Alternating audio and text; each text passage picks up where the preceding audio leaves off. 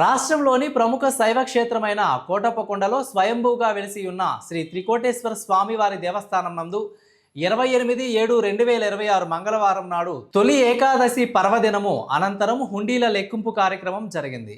ఈ కార్యక్రమము దేవస్థానం సహాయ కమిషనర్ మరియు కార్యనిర్వహణాధికారి డి చంద్రశేఖరరావు ఆధ్వర్యంలో మరియు నరసరావుపేట పరిశీలకులు శ్రీమతి కె మంజూస పర్యవేక్షణలో హుండీ లెక్కింపు జరిగింది.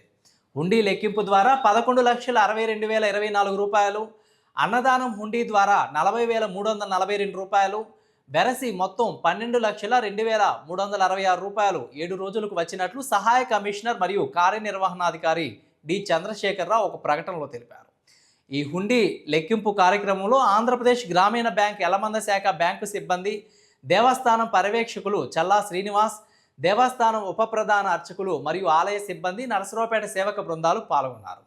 హుండీ లెక్కింపులో వెండి 78 గ్రాములు, బంగారం 500 మిల్లీగ్రాములు, విదేశీ కరెన్సీ 15 అమెరికన్ డాలర్లు, 100 పైసా సెంట్రల్ బ్యాంక్ ఆఫ్ ఒమన్ వచ్చిందని తెలియజేశారు.